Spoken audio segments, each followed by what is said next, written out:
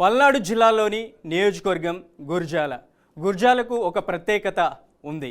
ఈ నియోజకవర్గం MLA Yarapathineni Srinivasarao 2024 assembly ఎన్నికల్లో తెలుగుదేశం పార్టీ నుంచి ఎరపతినేని శ్రీనివాసరావు గుర్జాల నుంచి ఎమ్మెల్యేగా గెలుపొందడం జరిగింది.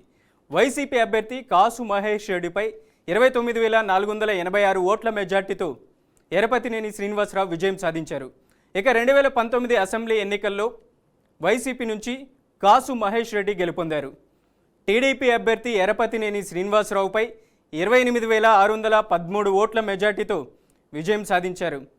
ఇక 2014 అసెంబ్లీ ఎన్నికల్లో టీడీపీ నుంచి ఎరపతినేని శ్రీనివాసరావు గెలుపొందారు.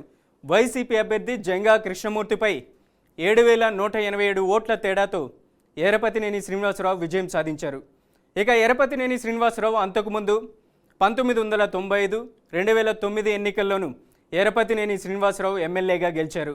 ఈయన మొత్తంగా ఇప్పటి వరకు 4 సార్లు ఎమ్మెల్యేగా గెలుపొందినటువంటి అనుభవం గుర్జాల నియోజకవర్గంలో ఎరపతినేని శ్రీనివాసరావుకే దక్కుతుంది.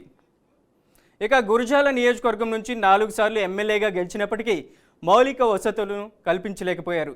ప్రాజెక్టులకు పెద్దపీట వేసినప్పటికీ పూర్తి స్థాయిలో తాగునీటి సమస్యను పరిష్కరించలేకపోయారు. కూటమి నేతలను, పాత తరం నేతలను ఎందుకు సమన్వయం చేసుకోలేకపోతున్నారు? సీఎం చంద్రబాబు మెప్పు పొందిన ఆయనను ద్వితీయ శ్రేణి నాయకత్వం ఎందుకు వ్యతిరేకిస్తుంది?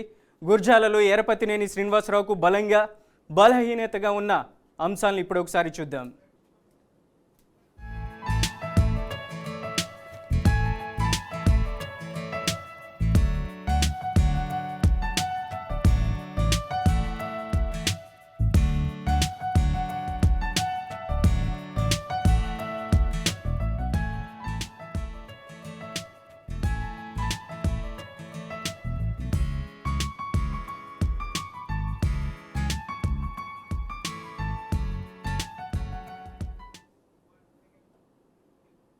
గుర్జాల నియోజకవర్గం ఎమ్మెల్యే ఎరపతినేని శ్రీనివాసరావుకు సంబంధించినటువంటి బలం చూద్దాం.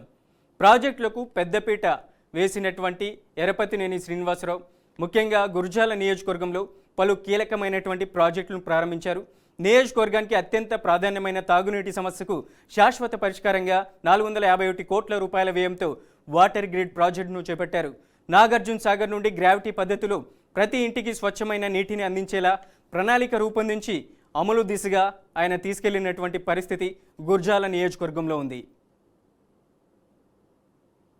మరోవైపు విద్యారంగానికి కూడా ఎరపతినేని శ్రీనివాసరావు పెద్దపీట వేశారు. దాచేపల్లి పట్టణంలో Jyotirao Phule BC hostel, school భవన నిర్మాణానికి 50 కోట్ల రూపాయలు కూడా మంజూరు చేయించారు. ఇక పిడుగురాలలో డిగ్రీ కళాశాల ఏర్పాటుకు కూడా అనుమతులు సాధించినటువంటి పరిస్థితి గుర్జాల నియోజకవర్గం పిడుగురాలలో ఉన్నటువంటి పరిస్థితి ఉంది. ఇక మరోవైపు ఆధ్యాత్మిక, పర్యాటక రంగాలపై కూడా ఎరపతినేని శ్రీనివాసరావు ఫోకస్ చేశారు. ముఖ్యంగా ఆధ్యాత్మిక, పర్యాటక రంగాల అభివృద్ధికి కూడా ఎరపతినేని శ్రీనివాసరావు ప్రత్యేకంగా ప్రాధాన్యత ఇచ్చారు.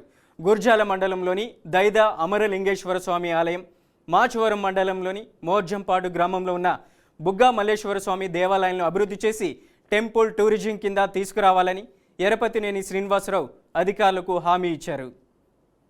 ఇక రైతులు, యువతకి మద్దతుగా కూడా ఎరపతినేని శ్రీనివాసరావు నిలిచారు. రైతులకు మద్దతుగా దాచేపల్లిలో మిర్చి పంటకు సంబంధించిన పరిశ్రమ ఏర్పాటు ప్రతిపాదనకు సీఎం నుండి సానుకూల స్పందన లభించింది. అదేవిధంగా యువతకు ఉపాధి కల్పించేలా కొత్త పరిశ్రమలు గుర్జాల నియోజకవర్గంలో స్థాపించేందుకు చర్యలు తీసుకుంటున్నారు. ఇక అభివృద్ధి పనులను గుర్తించినటువంటి సీఎం చంద్రబాబు నాయుడు ప్రత్యేకంగా గుర్జాల నియోజకవర్గానికి ఒక ప్రాధాన్యత ఇచ్చారు. సీఎం రిలీఫ్ ఫండ్ ద్వారా ఇప్పటి వరకు 723 మంది లబ్ధిదారులకు 7 కోట్లకు పైగా ఆర్థిక సాయం అందజేశారు.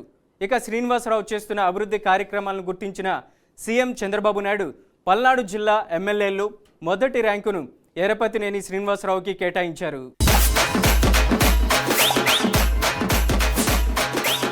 Local talk